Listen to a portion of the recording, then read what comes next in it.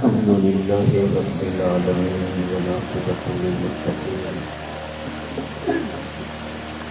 والصلاة والسلام على سيد المرسلين وعلى آله وأصحابه أجمعين أما بعد أعوذ بالله من الشيطان الرجيم بسم الله الرحمن الرحيم وعباد الرحمن الذين يمشون على الأرض هونا وإذا خاطبهم الجاهلون قالوا سلاما والذين يبيتون لربهم سجدا وقياما صدق الله العلي العظيم. درود شریف پڑھے اللهم صل على سيدنا مولانا محمد النبي الأمي وعلى وصحبه وبارك وسلم.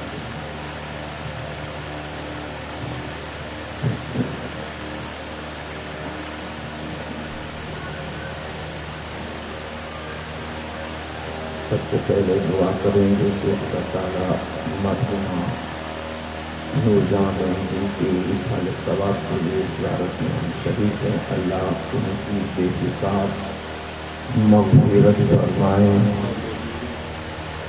اور اللہ رب العزت کے پیارے محبوب کے صدقے انہیں جنت میں جگہ نصیب فرمائیں اور ان کے گھر والوں کو، اس کے اہل و عیال کو، صحابتداروں کو اور ان کی بچوں کو، اولاد کو اللہ صبر جمیل عطا فرمائے. ایک بار پھر سے درود شریف پڑھیں گے اللہم صل علی سیدنا مولانا محمد وعلی آلہ وسلم.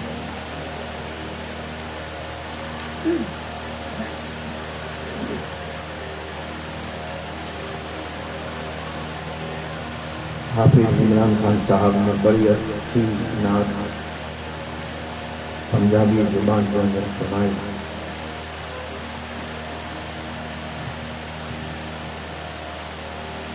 تو میں یہ سلسلے کو قطع نہیں کروں گا، اس کو جاری رکھتے ہوئے میں بھی دوسرے پیش کر کے آگے بڑھوں گا.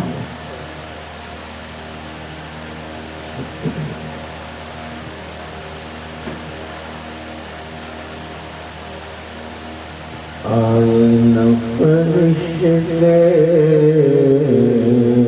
کیوں تو بار مدینے میں،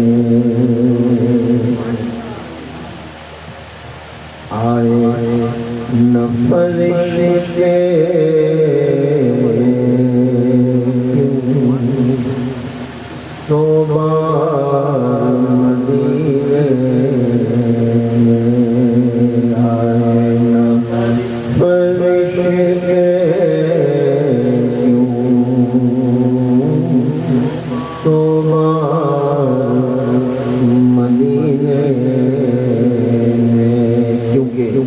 رہتے ہیں دو عالم کے مختار مدینے، رہتے ہیں دو عالم کے مختار مدینے.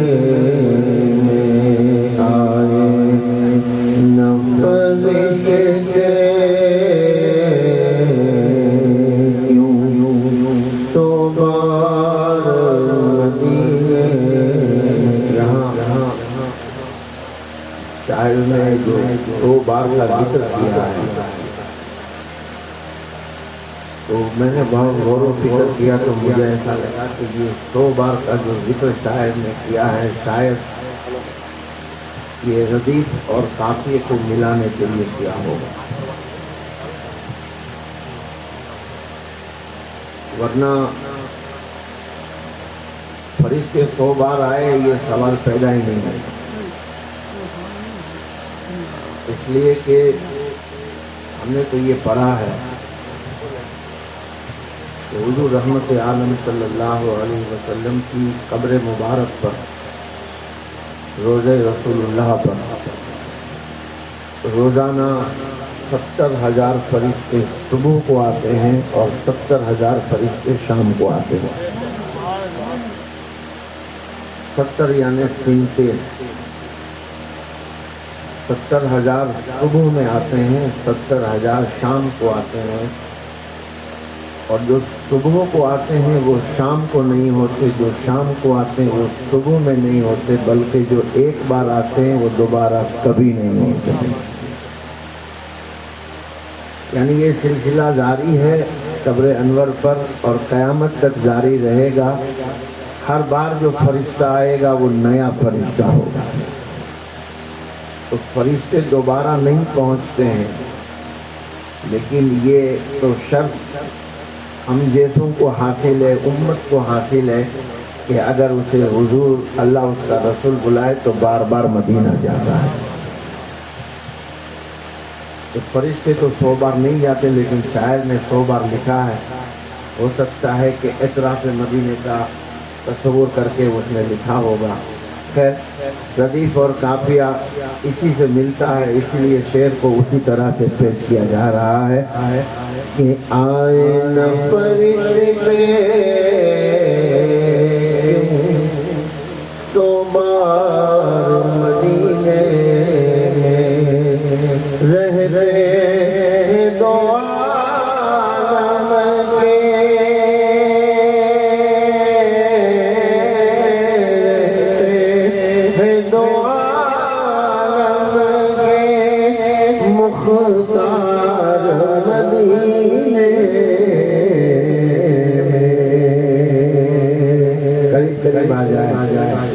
پیچھے جگہ کم ہے، آگے آ جائے. رہتے ہیں دو عالم کے مختار مدینے میں آئے نہ فرشتے تو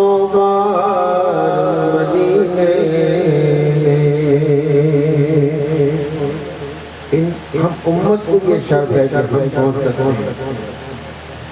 میں 2 بار حاضری ہوئی ہے، اب دعا کر رہا ہوں کہ تیسری بار ہو جائے تو پھر بار بار. اللہ سب کو اس در پاک کی حاضری نصیب فرمائے. شاعر کہتا ہے کہ اڑ کر کے میں آ جاؤں لگ جائے جو پر میرے. اگر میں پرندہ ہوتا تو کوئی پاسپورٹ کی ضرورت نہیں ہوتی، کوئی ویزا کی ضرورت نہیں ہوتی، کوئی ٹکٹ کی ضرورت نہیں، کوئی پیسے کی ضرورت نہیں. اگر میں پرندہ ہوتا تو فرمایا اڑ کر کے میں آ جاؤں لگ جائے جو پر میرے روزے کی زیارت ہو، روزے کی زیارت ہو سرکار مدینے روزے کی زیارت ہو سرکار مدینے آئے فرشتے دو بار مدینے میں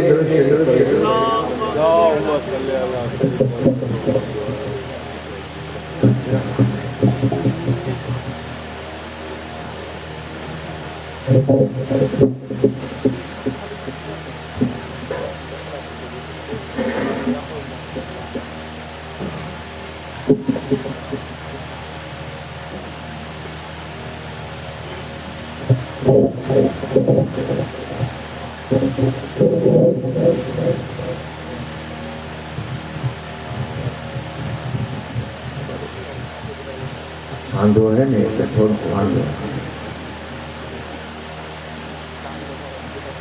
درود شریف پڑھے اللہ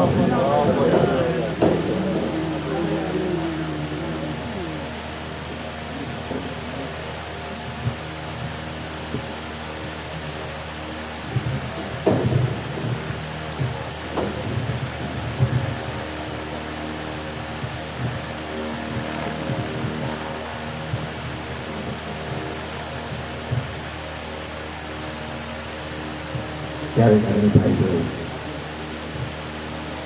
اللہ تبارک و تعالیٰ نے ہم انسانوں کو تعلق کا ایک جذبہ عطا فرمایا.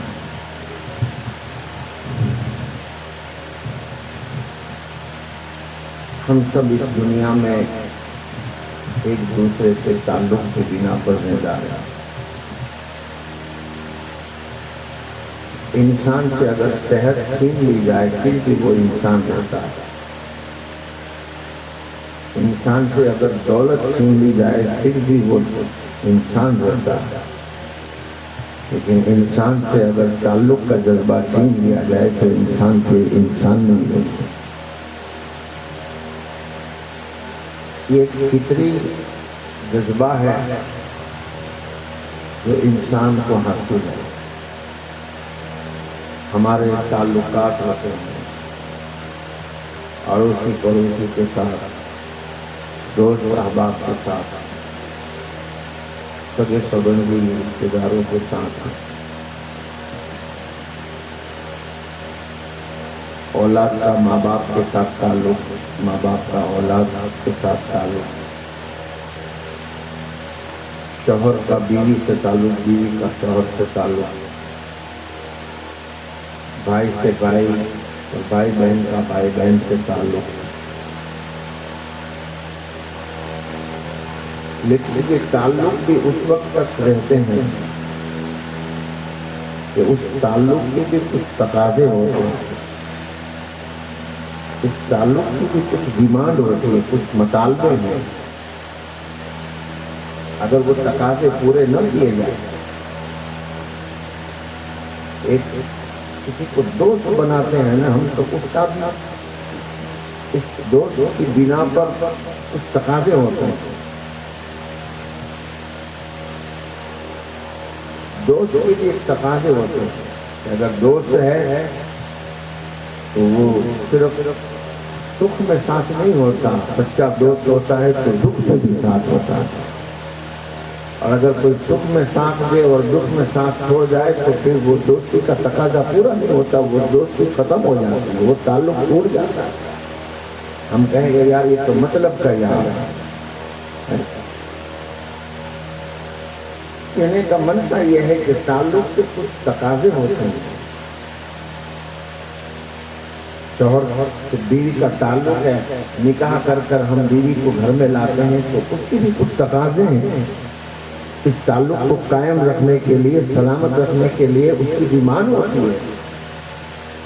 نکاح کر کے بیوی کو گھر میں لے کر کے آئے اور کہے کہ تجھے کھانا میں نہ دوں گا، کپڑا کی ذمہ داری میری نہیں ہے، تجھے چھت دینے کی ذمہ داری میری نہیں ہے، تو پھر وہ تعلق رہتا نہیں، وہ رشتہ تعلق ختم ہو جائے گا.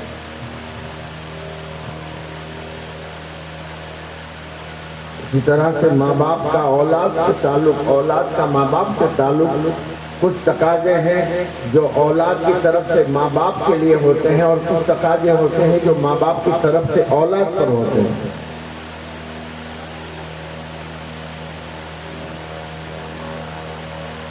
جو حقوق اولاد پر ہے اسے چاہیے کہ ان حقوق کو ادائیگی کرے،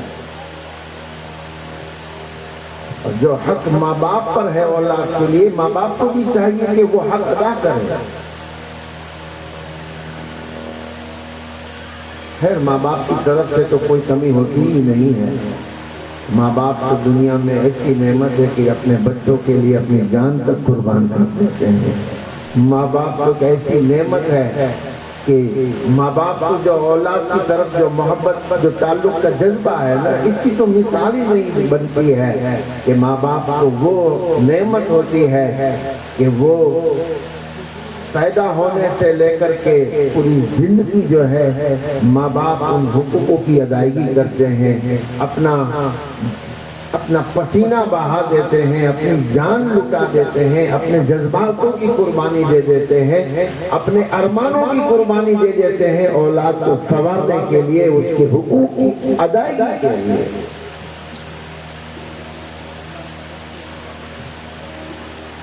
لیکن غور و فکر اور سنجیدہ ہونا ہے ان نوجوانوں کو کہ جن پر ماں باپ کا جو حق ہے اس حق کی ادائیگی میں وہ کہاں تک کھڑے اترے ہیں۔ یہ ایک مسئلہ ہے۔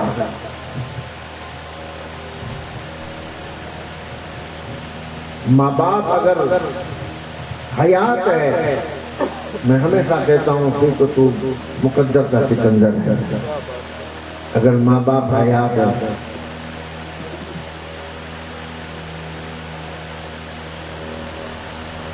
ادھر ادھر دعا کے لیے بھٹکتے پھرتے ہیں کہ کہیں سے دعا مل جائے، اچھی بات ہے، میں منع نہیں کروں گا، دعائیں لے لیا کریں، جس سے بھی ملے اس سے لے لیا کریں، لیکن سنیں آپ کسی عالم سے دعا لے گے نا تو عالم کی دعا اس کے علم کی بنا پر ایک عالم کی حیثیت سے اس کی دعا ہوگی۔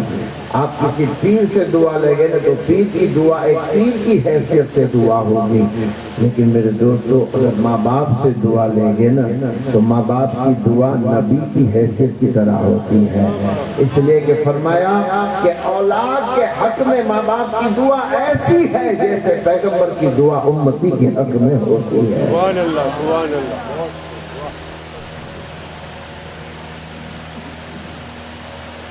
اس کسوٹی میں ہم کہاں تک کھڑے اترتے ہیں اس کی ہمیں تھوڑی فکر تو کرنی ہوگی۔ آج ہمارے معاشرے میں دیکھا جاتا ہے کہ بڑے سنجیدے مسئلہ پیدا ہو جاتے ہیں۔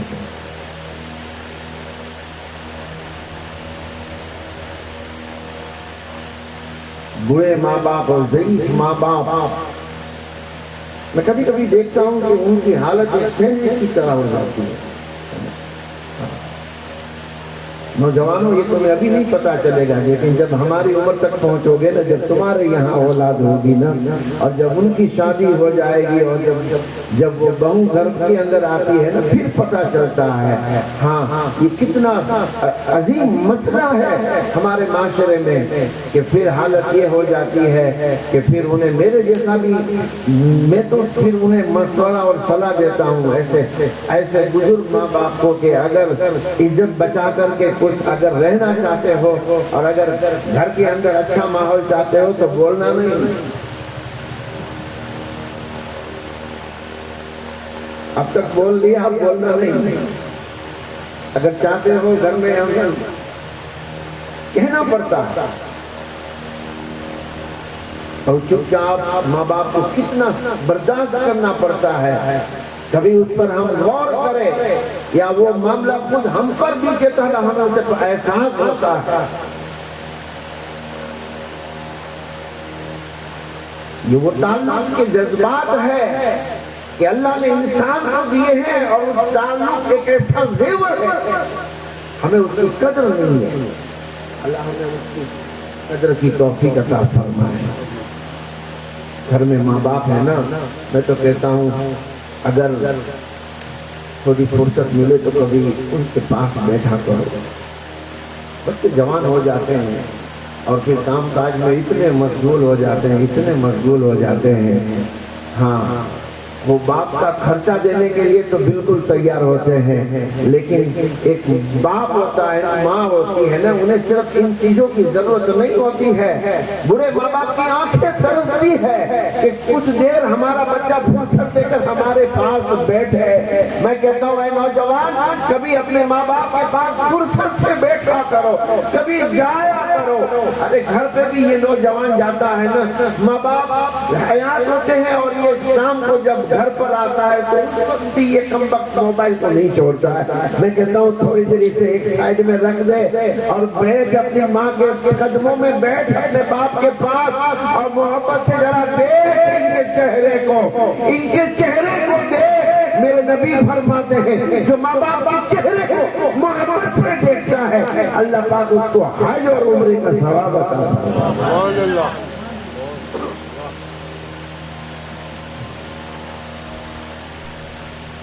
پوچھا یا رسول اللہ اگر ایک بار دیکھے تو ایک بار حج اور عمرے کا ثواب اگر 2 مرتبہ دیکھے؟ میرے آقا فرماتے تھے 2 مرتبہ ثواب.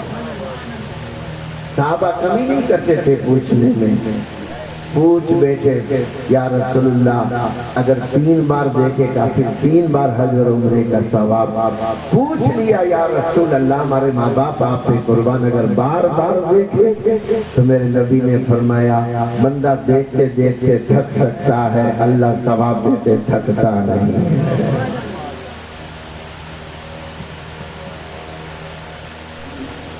ان تعلقوں کو ہمیں قائم کرنا ہے اور اس کو بچانا ہے. خیر ان تعلق کی بنا پر میرا موضوع نہیں تھا, میرا موضوع کچھ اور ہے. میں تعلقات کی بات کرتا ہوں لیکن میرے دوستوں ہم سب کے لیے ایک تعلق بڑا امپورٹنٹ ہے, بڑا اہم ہے اور وہ تعلق ایک بندے کا اللہ اس کے رسول کے ساتھ ہے.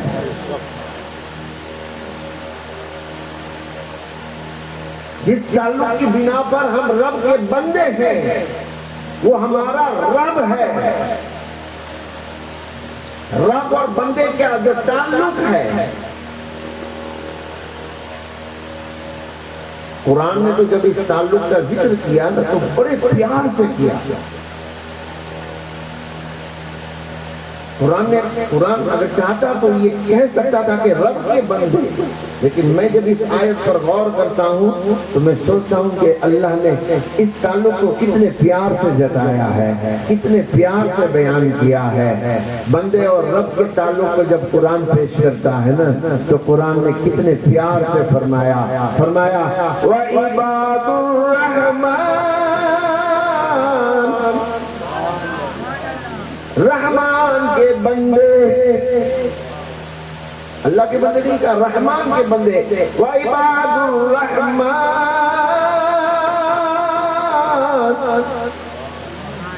کبھی اس کی تکرار کریں گے ہمارا رب نے کتنے پیار سے اس تعلق کا ذکر کیا ہے. یہ کہا کہ رحمان کے بندے.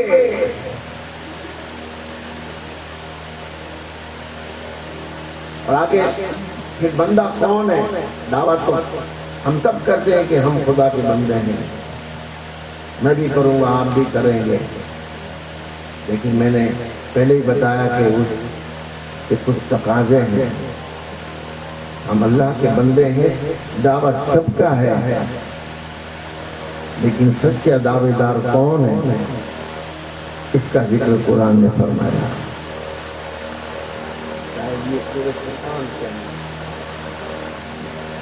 میں پارے میں سورہ فرقان میں الرحمن کا بندہ کون ہے؟ بندہ تو ہر کوئی اپنے آپ کو دعویٰ کرتا ہے میں رب کا بندہ ہوں. وہ دیسی لگا کر کے وہ ٹھیک سے چل نہیں سکتا نا, وہ بھی ہمیں خدا کا بندہ, ہم خدا کے بندے. لیکن آؤ خدا کا بندہ کون ہے, قرآن کیا بتا رہا ہے. فرمایا وعباد الرحمن الذین یمشون علی الارض ہونا. رحمان کے وہ بندے زمین پر آہستہ چلتے ہیں,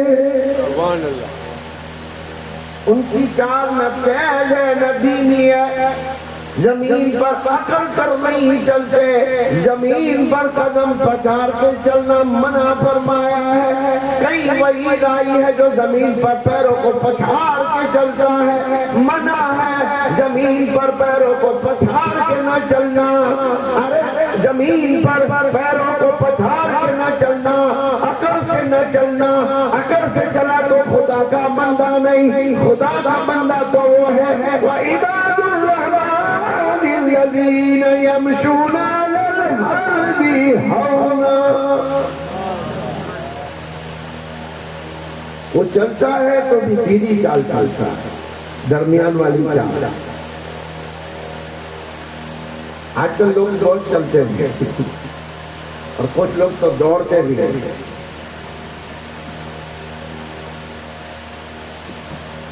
لیکن بندوں کی جو کیفیت میں کہیں دوڑنا نہیں آیا، معاف کرے نا، کوئی اگر صحت کے لیے دوڑتا ہے تو اور بات ہے، لیکن قرآن جو چال بتا رہا ہے وہ تو درمیان والی چال ہے۔ یہ پہلی صفت، اکڑ نہیں، اکڑ کے چلنا صرف ایک جگہ پر اجازت ہے، ہاں صرف وہ ایک جگہ ہے جہاں اجازت ہے کہ جب اس کی قسمت جب جوش پر ہوتی ہے نا، عروج پر ہوتی ہے، اور اسے جب اللہ اپنے گھر خانہ کعبہ پر بلا لیتا ہے، اور اس نے اگر احرام باندھا ہے اور حالت احرام کے اندر جب وہ طواف کرتا ہے خانہ کعبہ کا، تو اس میں صرف 3 چکر کے اندر رمل ہے، اور یہ رمل میں حکم ہے، اجازت ہے کہ بندہ سینہ تان کر چلے اور ذرا کڑک چال چلے، ہاں صرف اس وقت اجازت ہے، باقی تو فرمایا وَعِبَادُ الرَّحْمَنِ الَّذِينَ يَمْشُونَ عَلَى الْأَرْضِ هَوْنًا۔ ہونا یہ بھی وہ درمیان والی چال چلتا ہے۔ دوسری صفت فرمائی وَإِذَا خَاطَبَهُمُ الْجَاهِلُونَ قَالُوا سَلَامًا۔ یہ بھی بندے کی صفت ہے۔ یہاں ٹوٹل 12 صفتیں پیش کی ہے قرآن میں 12 پیش کروں گا، اتنا وقت نہیں ہے، لیکن چند صفتوں پر آپ کی توجہ دلانا چاہتا ہوں۔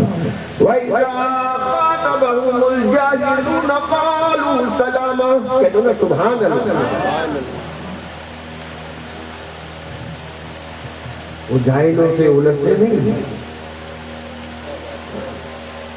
جاہلوں سے بحث نہیں کرتے، لیکن اگر کسی جاہل سے پلہ پڑ جائے تو فرمایا وَإِذَا خَاطَبَهُمُ الْجَاهِلُونَ، اگر جاہل سے پلہ پڑ جائے تو قَالُوا سَلَامًا، وہ سلام کر کے گزر جاتے ہیں۔ کبھی کبھی معاشرے میں دیکھتے ہی ہم جب کوئی جواب بنتا نہیں ہے، اور جب کسی ایسے پلے پڑ جائے تو شریف آدمی کہتا ہے چلو سلام علیکم، اٹھ کے نکل جاتا ہے اور کچھ نہیں۔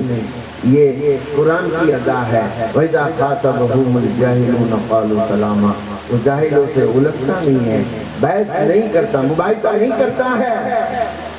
آج کل تو یہ فیشن بنی ہے، ڈیبیٹ ٹی وی کے اوپر ایسی چرچائیں ہوتی ہے، اور ایک عالم ایک جاہل کے ساتھ بیٹھ کر کے ڈیبیٹ کر رہا ہے۔ میں نے کہا یہ اسٹیج ہی نہیں ہے، یہ تو پولیٹکس ہے۔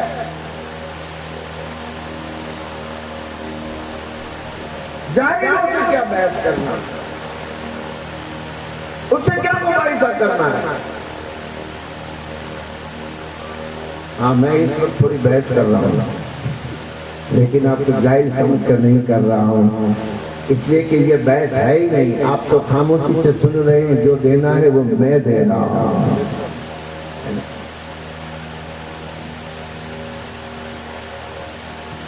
یہ صفت دوسری ہے کہ وہ الجھتے نہیں ہیں، کوئی ایسے سے پالا پڑ جائے تو کرو سلام علیکم، قرآن کی اس آیت پر عمل ہو جائے گا۔ وَإِذَا خَاطَبَهُمُ الْجَاهِلُونَ قَالُوا سَلَامًا، اور پھر آگے فرمایا وَالَّذِينَ يَبِيتُونَ لِرَبِّهِمْ سُجَّدًا وَقِيَامًا۔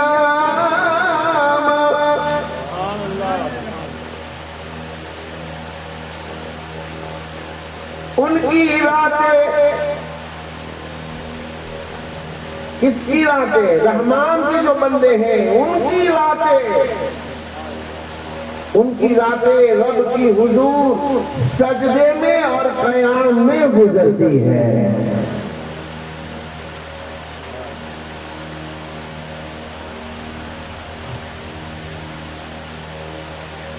سجدے میں اور قیام میں. وہ راتوں میں سجدہ کرتے ہیں، راتوں کو کھڑے ہو کر کے قیام کرتے ہیں.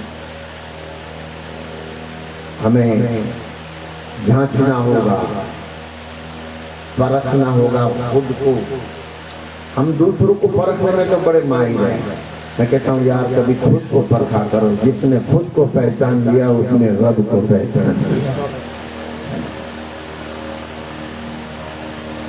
خود کو بھی تو کبھی پرکھے، اپنے آپ کو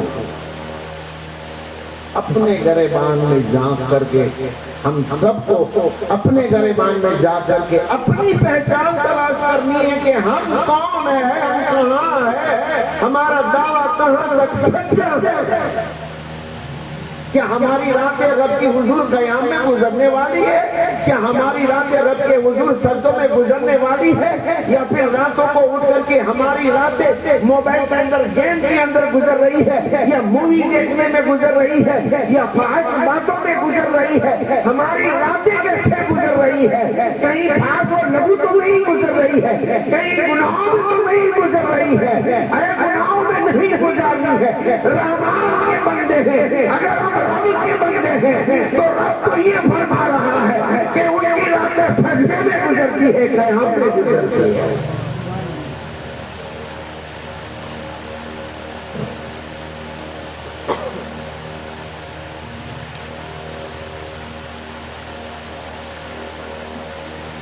رب کے حضور سجدوں و قیاما. بولو سبحان اللہ.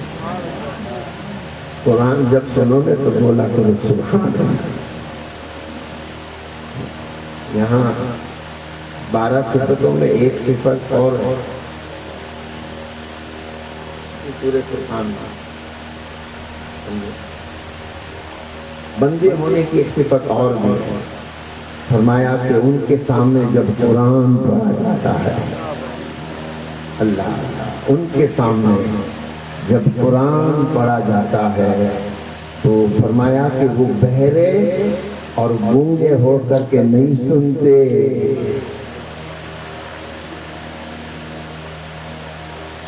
جب ان کے آگے قرآن پڑھا جائے تو وہ بہرے اور گونگے ہو کر نہیں سنتے.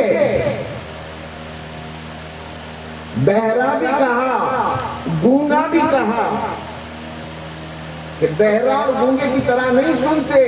ارے بھئی بہرا کو سمجھ میں آتا ہے کہ بہرا وہ جو سنتا نہیں ہے، وہ سنتا نہیں ہے، وہ ایسا نہیں کرتے، بہرے کی طرح نہیں سنتے. اور وہ گونگی کی طرح بھی نہیں ہے. گونگا ہماری بھاشا میں کہتے ہیں مونگا. مطلب کیا ہوا کہ جب قرآن پڑھا جاتا ہے نہ بہرے نہ گونگے وہ کہتے ہیں سبحان اللہ. بولو نا سبحان اللہ.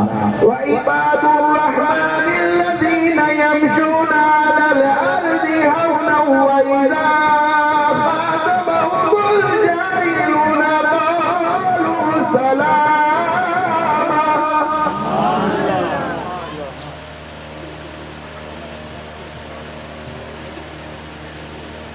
میں نے ابھی آپ کے سامنے بتایا نا، کل رات کو میں نے تقریر کے اندر ذکر کیا تھا. قرآن کو ہم سنتے ہیں، ہاں سنتے سنتے برے ہو گئے، لیکن ابھی تک ہمیں پتہ ہی نہیں ہے کہ یہ کیا کہہ رہا ہے، کہ رب کا کلام کیا حکم دے رہا ہے. قرآن معاف کرنا، ہم نے قرآن شریف کو صرف ایصال ثواب کے لیے بنایا. یہ قرآن پڑھو محروموں کو بخشو، ایصال ثواب کے لیے پڑھتے ہیں. زیارت آئی تو قرآن پڑھے گے، 10واں ہوگا تو قرآن پڑھے گے، 40واں ہوگا تو قرآن پڑھے گے. رمضان بھی آتا ہے نا تو بخشنے کے لیے قرآن پڑھا جاتا ہے. بے شک بخشا جائے، بے شک ایصال ثواب پہنچایا جائے. میں ایصال ثواب کا منکر نہیں ہوں.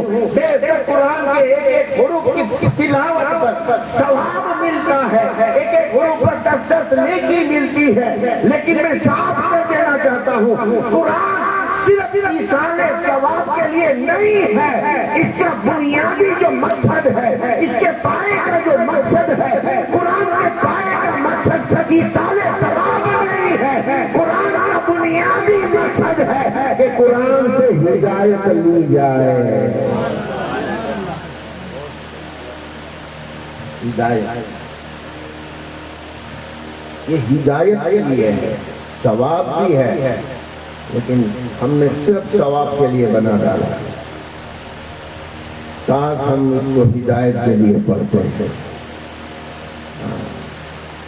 ایک مصیبت تو یہ ہے کہ ہم کہتے ہیں ہم کو تو کچھ سمجھ میں نہیں آتا تھا، کیا سمجھے، پڑھنا سیکھ لیا ہے، اس کا مطلب ہمیں سمجھ میں نہیں آتا ہے۔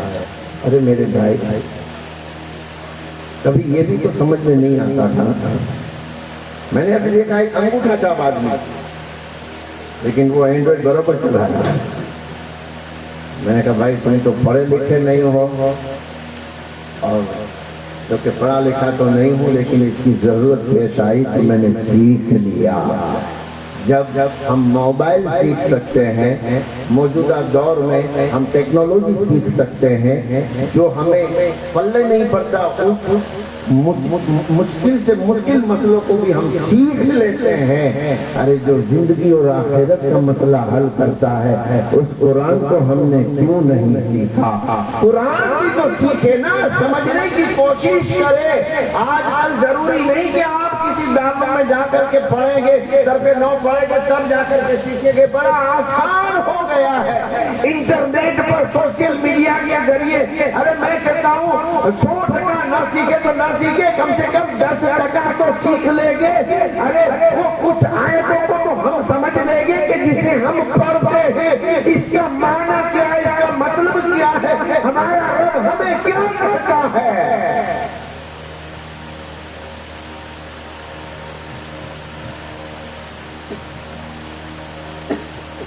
یہ کئی بندے بیٹھے ہوئے ہیں، میں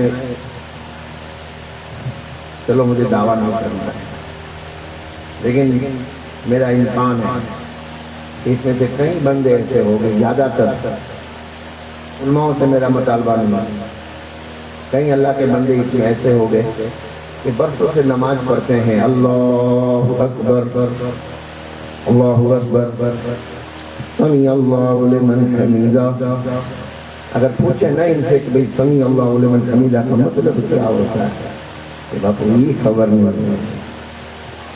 اللہ اکبر کا تو مطلب آپ بتا دو گے آسانی سے، لیکن اگر ہم سمجھتے ہیں تو کتنی مٹھاس آتی، کتنی عزت آتی۔ کیا جملہ ہے۔ میں نے عرب ممالک کے عالم کو نماز پڑھاتے ہوئے دیکھا، حافظ صاحب، وہ نماز میں جب سمیع اللہ لمن حمیدہ کہتے ہیں تو ان کی آواز میں رونا آ جاتا ہے، وہ رو پڑتے ہیں۔ بات ہی ایسی، ہمیں پتہ نہیں کیا ہے سمیع اللہ لمن حمیدہ۔ اللہ اکبر کہہ کے رکوع میں گئے، رکوع میں 3 بار تسبیح پڑھ لی، سبحان ربی العظیم،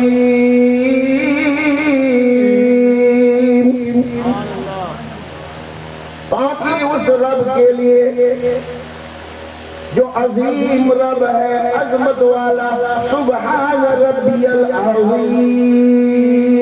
بندہ رب کی حمد کرتا ہے، رکوع میں ہم کیا کرتے ہیں، تسبیح کیا ہے، اللہ کی حمد ہے، اللہ تعالیٰ کی تعریف کرتے ہیں۔ رکوع میں بندہ رب کی تعریف کرتا ہے، سبحان ربی العظیم، سبحان ربی العظیم، 3 بار 5 بار یا 7 بار پڑھ کر کے جب کہا جاتا ہے سمیع اللہ لمن حمیدہ، مطلب یہ ہے کہ اللہ نے سن لیا جو تو نے حمد کی، سن لیا رب نے، سمیع اللہ نے سن لیا، سمیع اللہ لمن حمیدہ۔ اے بندے جو تو نے حمد کی ہے، تو نے سبحان رب العظیم کہا ہے، رب نے سن لیا ہے، سن لیا ہے۔ مولا میں تو گنہگار ہوں، تو گنہگار ہے، لیکن رکوع میں میری حمد کر رہا ہے نا، میں نے سن لیا، سمیع اللہ لمن حمیدہ۔ اگر سمجھتے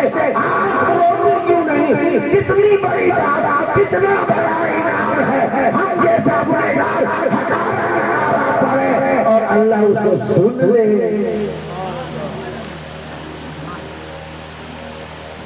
لیکن ہم نے تو سمجھا ہی نہیں، جو سمجھتا ہے نا تو بہرے اور گونگے ہو کر نہیں سنتے۔ انہوں نے تو ایک آیت سنی، زندگی پلٹ گئی، صرف ایک بار سنا۔ کس نے سنا؟ ایک بار قرآن سنا، زندگی بدل گئی، اور ایسی بدلی کہ یہاں موجود جتنے ہیں، بلکہ پوری دنیا میں جتنے بھی مسلمان ہیں، میں کہوں گا کوئی ان کے برابر نہیں ہے۔ صرف ایک بار سنا، اور وہ سننے والی ذات حضرت عمر فاروق اعظم کی ذات، وہ ہے خطاب کا بیٹا۔ اللہ اللہ، مکے میں بہت بڑے دادا تھے، ایمان لانے سے پہلے غازی ملت کہتے ہیں، مکے کے ڈان تھے، جس سے دنیا ڈرتی ہے اس کو ڈان کہتے ہیں۔ ہاں، اس کی چل جائے۔ حضرت عمر کی چلتی تھی، ایمان لانے سے پہلے بھی اور ایمان کے بعد۔ لیکن فرق ہے، پہلے جو چلتی تھی اور بعد میں جو چلتی تھی، ہے نا۔ جب آپ امیر المومنین ہوئے حضرت عمر فاروق اعظم، امیر المومنین تیسرے خلیفہ، امیر المومنین دوسرے خلیفہ، جب آپ حضرت ابو بکر صدیق رضی اللہ تعالیٰ عنہ کے بعد جب آپ کو امیر المومنین بنایا گیا، تو اس وقت جو ہے ایک بار کسی نے دیکھا کہ جناب عمر فاروق رو رہے ہیں۔ کسی نے پوچھا امیر المومنین کیوں روتے ہو؟ کہ میں رو رہا ہوں زمانہ یاد آتے ہوئے کہ کبھی عمر کا حال یہ تھا، کبھی اس دادا کا حال یہ تھا کہ میرا باپ خطاب مجھے 10 اونٹ دیتا تھا اور کہتا تھا عمر جا اس کو مکہ کے جنگلوں میں چرا کر کے لا، اور میں 10 اونٹوں کو چرانے کے لیے لے کر کے جاتا، اور شام کو جب لوٹتا تو 10 پورے نہ ہوتے تھے، 1-2 اس میں کم پڑ جاتے تھے۔ تو میرا باپ خطاب کہتا تھا عمر تو کیا کرے گا، تجھ سے 10 اونٹ سنبھالے نہیں جاتے ہیں۔ جناب امیر المومنین عمر فاروق اعظم رو کر کہتے تھے یہ عمر کا وہ حال تھا کہ جس سے 10 اونٹ سنبھالے نہیں جاتے تھے، آج 4 مربع زمین کا میں خلیفہ۔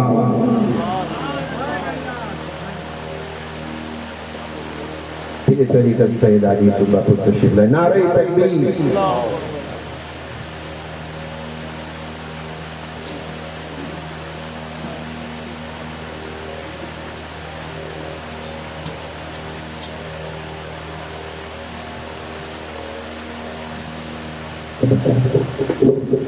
نعرہ تکبیر، نعرہ رسالت، تیری طریقت سید حاجی یوسف باپو کو سن۔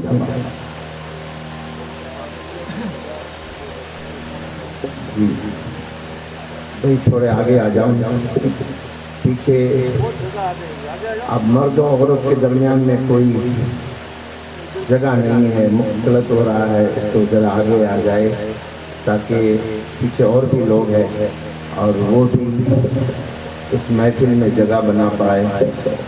یہ محفل ہے، ہاں اس میں بھی جگہ ہے اندر، لیکن تھوڑے سائڈ میں آ جائیں نا۔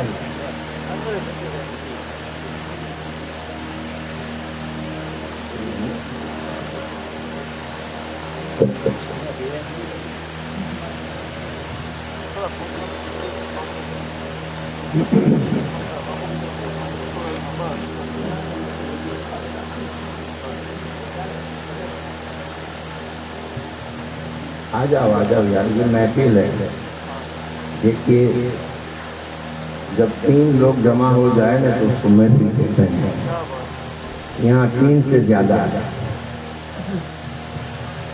محفل تب ہوتی ہے جب 3 ہو، 2 میں محفل نہیں ہوتی ہو۔ کوئی 2 آدمی اگر گفتگو کر رہے ہیں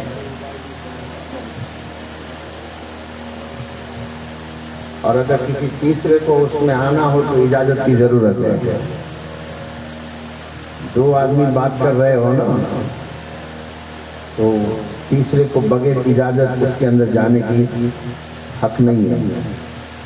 हो सकता है दो आदमी कोई प्राइवेट बात भी कर रहे हो, तो दो से महफिल नहीं बनती, लेकिन तीन हो जाए तो अस्सलाम वालेकुम कहकर आ जाओ, महफिल है।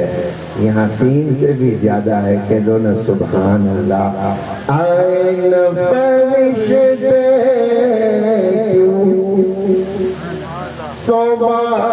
मदीने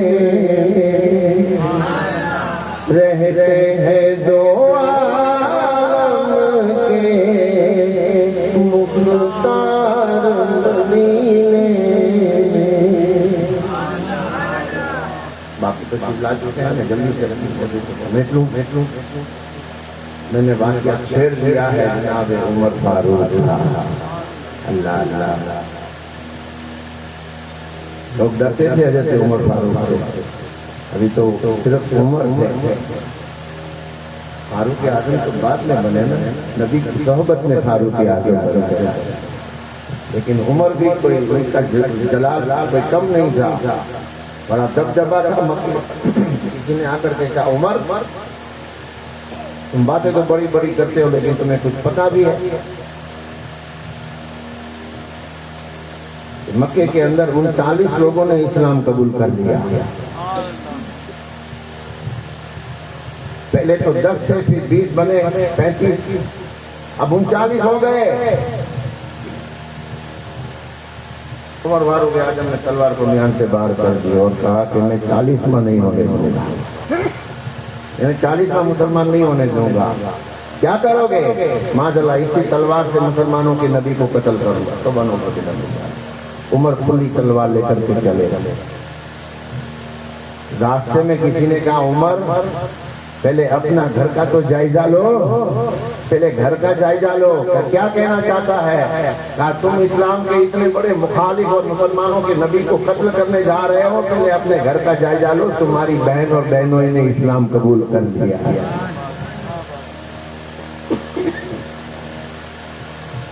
हज़रत उमर ने रास्ता बदला और सीधा अपनी बहन के घर पर जब दरवाजे पर पहुंचे ना जनाब उमर, अल्लाह अकबर, दरवाजे पर पहुंचे, अल्लाह अल्लाह, अभी सिर्फ 39 लोग हैं मुसलमान, 39 लोग, चंद घर है, 40 घर की बात नहीं है, 39 गिनती के 39 मुसलमान हैं। लेकिन वो मुसलमानों के घर कैसे थे जरा सोचे ना, सुने कैसे घर थे। जनाब उमर जब आपने बहन के घर के दरवाजे के ऊपर कदम रखा तो दरवाजा बंद था और अंदर से कुरान की तिलावत की आवाज आ रही थी। कुरान पाक की तिलावत हो रही है। हाँ, उस वक्त किताबी शक्ल में कुरान नहीं था। आज तो अल्लाह का शुक्र अदा करे कि हम उठाते हैं तो 30 पारे हमारे हाथ में होते हैं। पूरा मुकम्मल कुरान किताब की शक्ल में हमें मिला है। उस वक्त किताब की शक्ल में कुरान नहीं था। किसी के पास चमड़े के वर्क के ऊपर एक सूरत लिखी होती थी, किसी के पास पत्थर पर लिखी हुई कुरान की सूरतें होती थी, तो वो पत्थर को संभाल करके पढ़ा करते थे। किसी के पास के पत्तों पर कुरान लिखा हुआ मिलता तो उसे संभाल करके उसकी तिलावत करते थे। किताब की शक्ल में नहीं थी, लेकिन तिलावत होती थी। जनाब उमर ने कदम रखा तो अंदर से कुरान की तिलावत हो रही है। दोस्तों, कुरान की तिलावत हो रही है। दरवाजे को दस्तक दी। बहन ने पूछा कौन? जवाब दिया अना उमर, मैं उमर। बहन और बहनों ने जल्दी से कुरान को छुपा करके रख दिया। दरवाजा खोला। जलाल ने, क्या तुम पढ़ रहे थे? अल्लाह अल्लाह। बहनों बीच में कुछ मुदाखलत करने गए। जलाल इतना था कि उठा करके एक जो बहनोई को आपने मारा है तो वो जमीन पर ऊंधे गिर गए। और जब शोहर की ये हालत देखी ना, तो जो बीवी थी उमर, जनाब उमर की बहन थी, वो आड़े आ गई, वो खड़ी हो गई। अल्लाह अल्लाह। और बहन ने कहा उमर खबरदार। जनाब उमर को बड़ा ताज्जुब हुआ, ये मेरी बहन होकर मुझे ललकारती। उमर खबरदार, अगर इससे आगे बढ़े تو معاملہ ٹھیک نہ ہوگا۔ بڑے تعجب میں متوجہ ہو گئے آپ کہ میری بہن میرے سامنے بول رہی ہے، جس سے سارا مکہ لڑ گئے، جس سے عرب کے بڑے بڑے سرما لڑ گئے، آج گھر میں میرے سامنے ہوں۔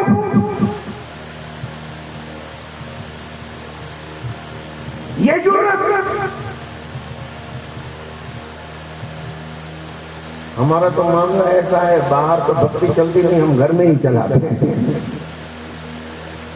لیکن عمر تو وہ تھے کہ جن کا دبدبہ باہر بھی تھا، اور بہن نے جب جرأت کی نا عمر کے سامنے، تو حضرت عمر حیرت سے اپنی بہن کو تکنے لگے کہ یہ پاور ان کے پاس کہاں سے آیا، یہ جرأت، یہ اعزاز، یہ طاقت کہاں سے آئی؟ تو حضرت عمر فاروق اعظم نے کہا بہن تیری یہ جرأت کہ تو عمر کے سامنے کلام کرے گی، تو عمر سے مقابلہ کرے گی۔ بہن نے کہا سن میرے بھائی، اگر تو خطاب کا بیٹا ہے تو میں خطاب کا بیٹی ہوں، جس خطاب کا خون تیری رگوں میں دوڑ رہا ہے اسی خطاب کا خون میری بھی رگوں میں دوڑ رہا ہے، اگر اس سے آگے بڑھنے کی کوشش کی تو معاملہ ٹھیک نہ ہوگا۔ عمر ٹھنڈے ہو گئے، تم کیا پڑھ رہی تھی؟ لاؤ مجھے دکھاؤ۔ کہا عمر تم اسے چھو نہیں سکتے۔ کہا کیوں نہیں چھو سکتے؟ کہا عمر اسے صرف پاک صاف چھو سکتے ہیں، جو پاک ہوتے ہیں۔ پہلے غسل کرو۔ جناب عمر فاروق نے غسل کیا، اللہ اللہ، اور پھر اس قرآن کو پڑھا۔ جب وہ قرآن پیش کیا، اللہ اکبر، اسی وقت حضرت عمر کا دل بدل گیا۔ ہم برسوں سے سنتے آ رہے ہیں، اللہ اللہ، دل ایسا بدل گیا۔ اپنی بہن سے بولے عمر، یہ تو بتا کیا کرتی تھی، میرے آنے سے پہلے چھپ کے کیا پڑھتی تھی۔ اپنی بہن سے بولے عمر، یہ تو بتا کیا کرتی تھی، میرے آنے سے پہلے چھپ کے کیا پڑھتی تھی۔ بہن نے جب قرآن پڑھا، سن کے عمر کا دل بولا، لا الہ الا اللہ، حسبی ہم جل اللہ، ما فی قلبی غیر اللہ، نور محمد صلی اللہ، لا الہ الا اللہ۔ خیر میرے پیارے بھائیوں، ہمیں قرآن سے جو تعلق ہے، رب سے جو تعلق ہے، اللہ کے رسول سے جو ہمارا تعلق ہے، اس تعلق کی جو ایمان ہے، جو مطالبے ہیں، ہمیں